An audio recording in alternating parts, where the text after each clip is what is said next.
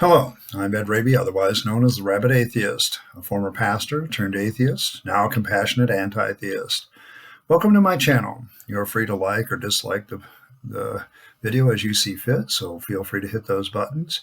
Feel free to comment below, and please subscribe to the channel. That would make me very happy. And hit your notification bell for more content as it is released. You're also free to share my videos as much as you like.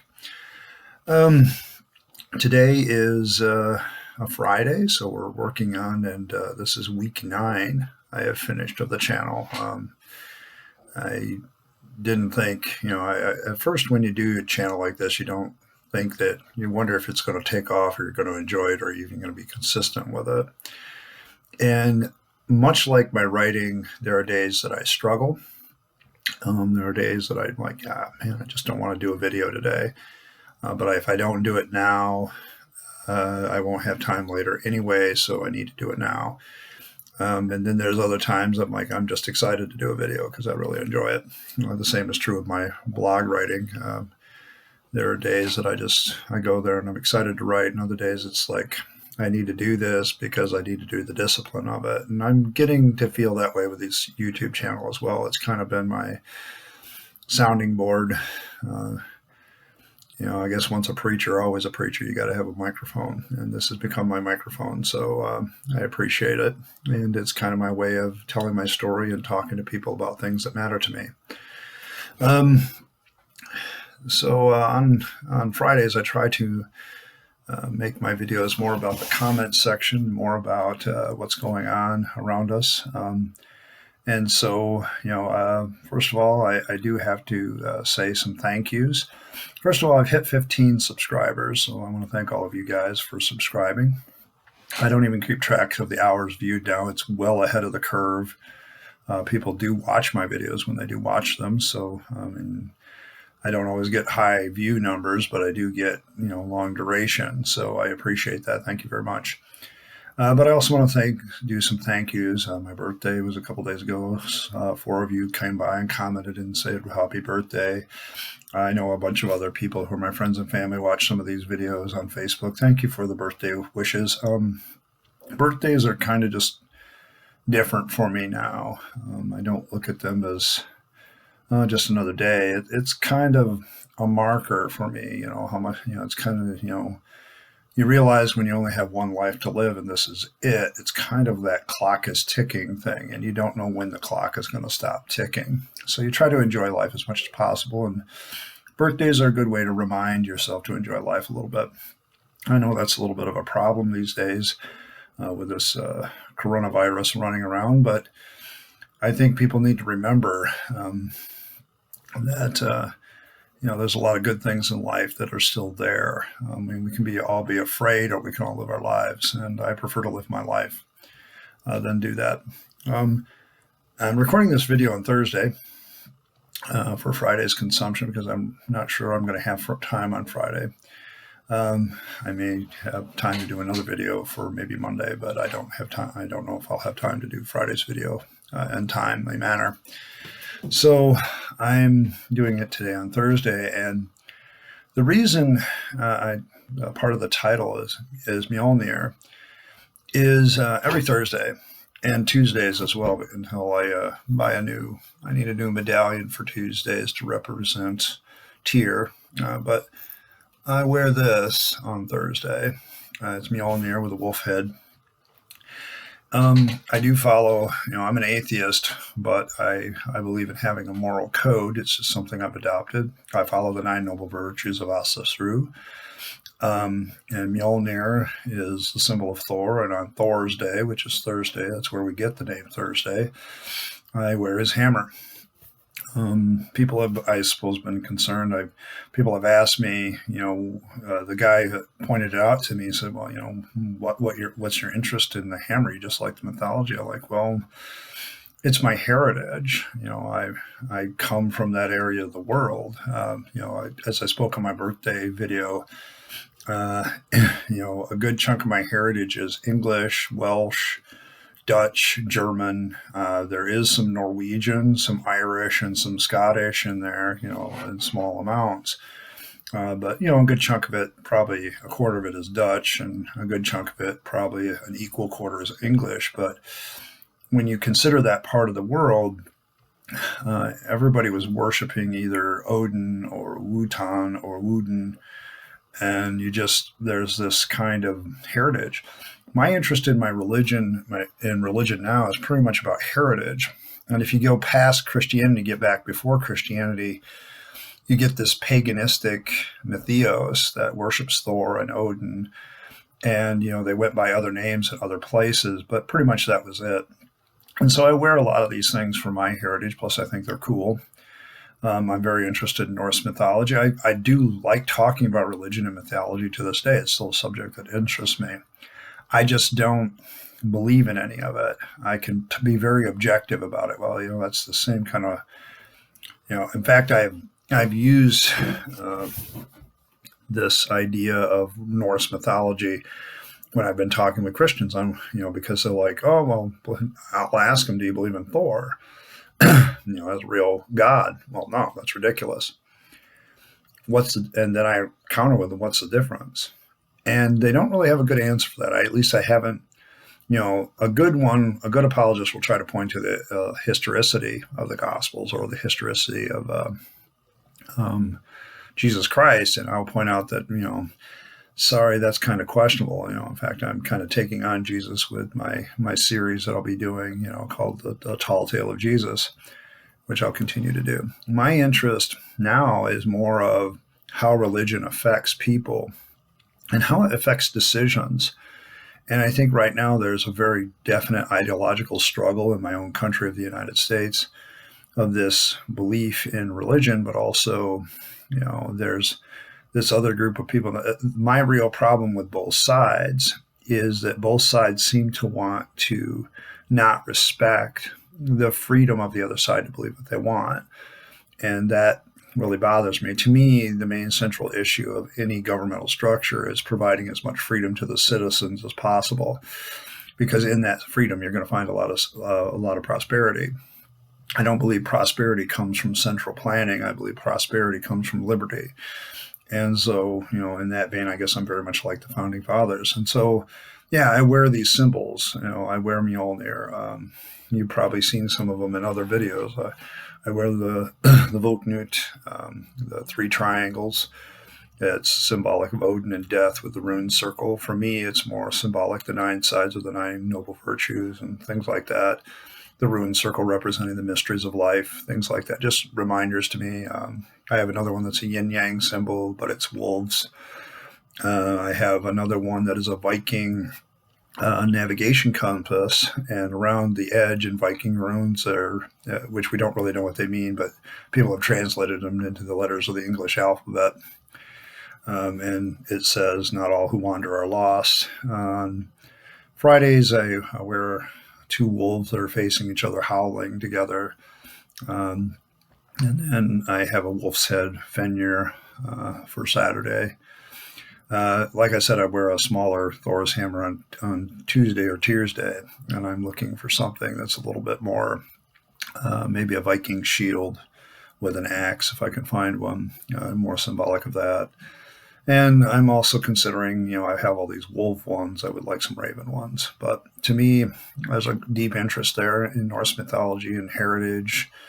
My ancestors worshipped Odin and Wotan and Woden and all their pantheon of gods before the Christian came. And when the Christians came, they didn't just win over that area with,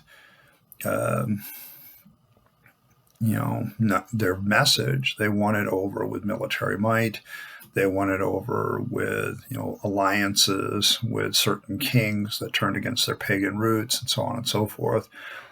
The idea that Christianity just loved their way across Northern Europe and took over all the paganism and wiped out the paganism by love is nonsense. They did it by force, and they continue to maintain it by force. So in some ways, wearing Mjolnir and all the rest of them is kind of a defiance to the Christians. If it pisses off Christians that I wear different things, I guess I piss you off. Sorry. Maybe you need to get over it. I think it's weird now to wear object of capital punishment, one of the most brutal forms of capital punishment around your neck as a symbol of your faith. Yeah, no thanks. Not anymore. Crosses don't impress me. I'll just put it that way. I do want to address one comment this week. Most of the comments were happy birthday and thanks. I once again appreciate that. But I got a comment from a guy named Caleb Jackson. And this was on my deconversion video, and I'll link that above again. But my deconversion story, and his response was, "I'm sorry to hear that. Thank you for sharing your story.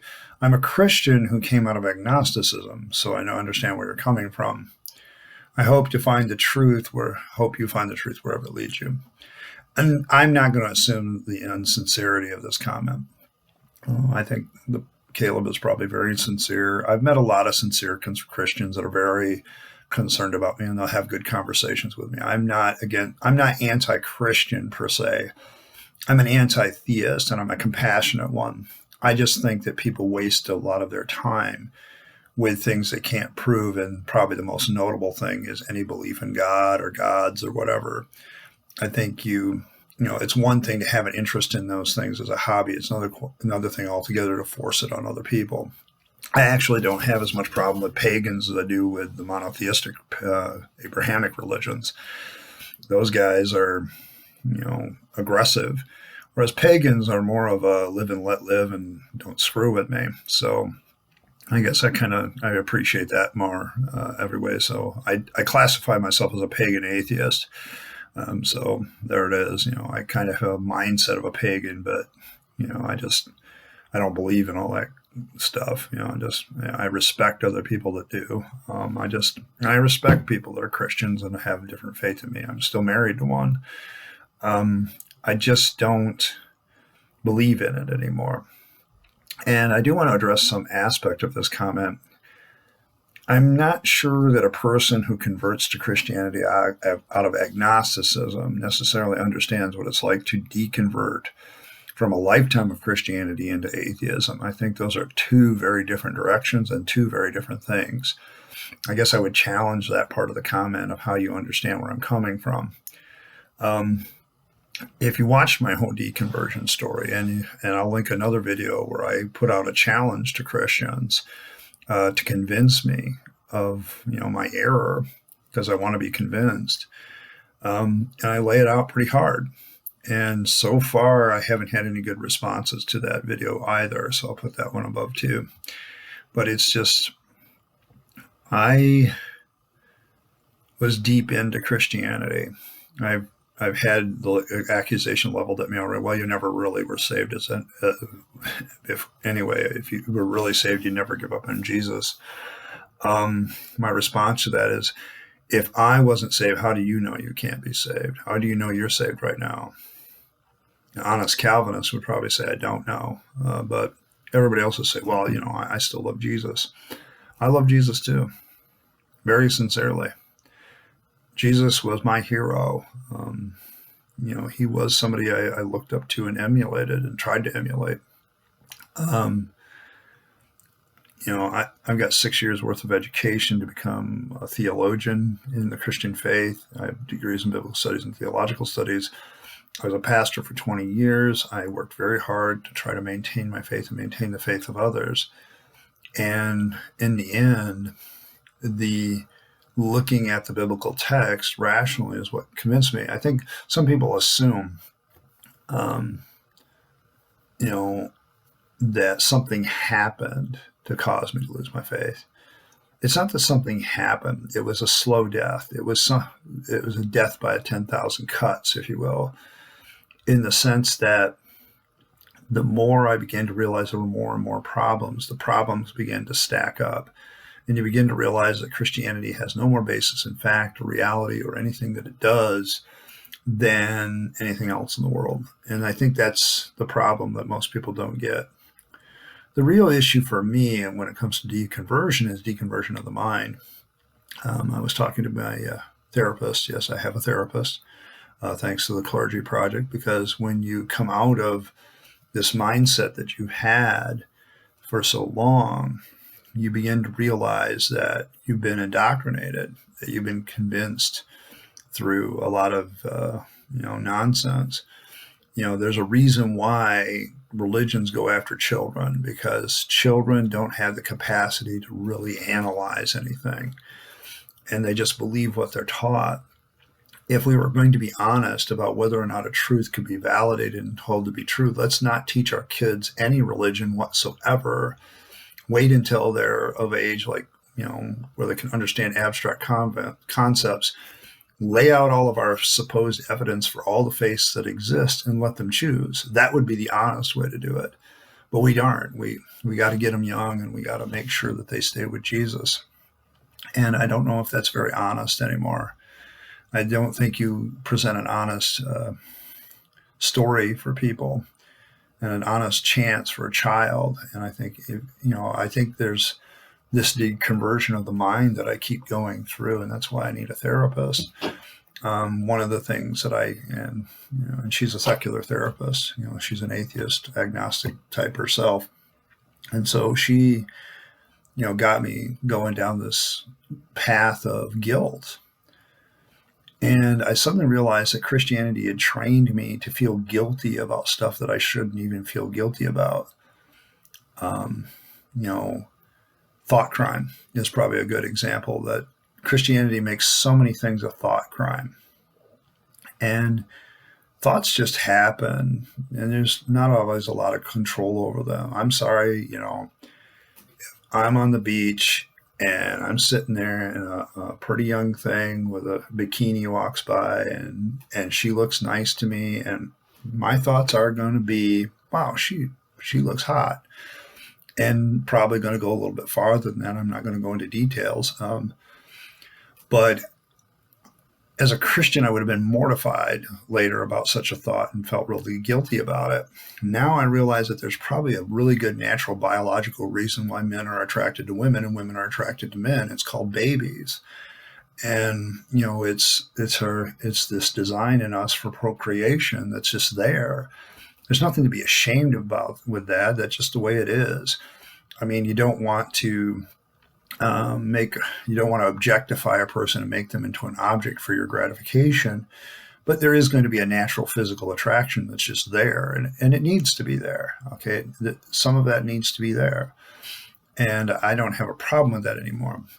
But it's all this stuff in the past where, as a Christian, you're taught to feel guilty about things that are just basically human. You want something. Oh, you're being selfish. No, you're not being selfish. You just, you want something that'll aid to your enjoyment of life or survival. There's nothing wrong with that. And I think that's kind of the thing I'm talking about, because if you teach a group of people to be content with what they have all the time, they'll never realize that they're being stolen from on a regular basis. This is kind of, when I talk about, how religion trains people to be obedient. And obedience is not a virtue.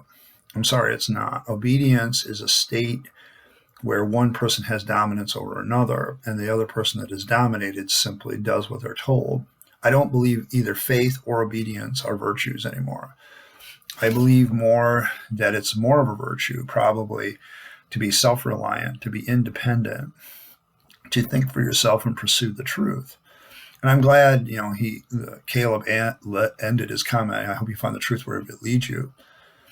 The truth is a hard thing to face. And I think for Christians, the real thing that they don't want to face is, one, that their mortality is true mortality, that it's the end and there is no continuation. We arrogantly presuppose that we're so important that we need to continue. We fear death, and so we come up with this stuff. I think also a lot of Christians, if you look at their attitude on life, they really like to feel like they're better than everybody else, while at the same time maintaining some form of quote unquote humility. And they, some of the nicest people, I'm not saying that this is malicious necessarily, but there's just this idea that I want to feel like I have something solid that I can grasp on, that I have power over my circumstances, that I have, an understanding of the world that's concrete that I can put my feet on, while at the same time, saying, oh, well, but God works in mysterious ways. So it allows you to, on one hand, be very you know, dogmatic and sure of yourself, while on the other hand, being very quote unquote humble. And I don't know, I just don't get that anymore. Um, People ask me, what my purpose is. My purpose is going to be whatever I make it to be every day. I get up in the morning, I think to myself, I meditate a little bit on, the nine noble virtues. How do I be courageous today? How do I be honorable today? How do I be hospitable today? How do I work hard today? How do I be self-reliant? How do I discipline myself to be a better person today? How do I persevere? What struggles am I going through that I need to break through? How do I show my loyalty to my family and friends today? These are the things that I kind of run through in my mind now. And there's no faith required for that. Just an honest commitment to virtue and human value. And you don't need a faith for that. I don't know. I'm going to continue to explore this idea of deconversion of the mind. I think it's probably one of the things I'm struggling with the most is kind of realizing that, that some of the things I think are okay and not having so much guilt about thinking them anymore. And, that's just coming to terms with who I am and who I am in myself. This is difficult because before I would loathe who I was because it's quote unquote a sin. Now I kind of like, well, maybe it's not profitable. Maybe it doesn't lead to survival, but this is who I am. And there's nothing necessarily disrespectful or dishonorable about that. So I continue to work on that. I want to thank all of you for stopping by today. Welcome to my channel. If this is the first time, if you're listening, as you can see, comments have a way of determining the content of Friday's videos, and I will respond to any comment when I can in the manner I seem best. Once again, there was a bunch of comments on my birthday post. I'm just going to say thank you to all of you right here, plus all the people that watch me on Facebook and stuff that, when I share my videos to my own page and my friends look at it. Thank you for all the birthday wishes. I appreciate it. You can always ask me direct questions anytime, and you can always suggest things you'd like to see me do. Videos are uploaded Monday, Wednesday, and Friday. I don't tolerate name calling in the comments section. So, demonstrate that people are fools and idiots. Don't call them fools or idiots. There's a difference. Be sure to like and subscribe and get your notifications. And hopefully I can someday soon convince you to be a rabid atheist like myself. In the meantime, this is Ed Rabyd, the Rabid Atheist, signing off and wishing you a good day. Goodbye.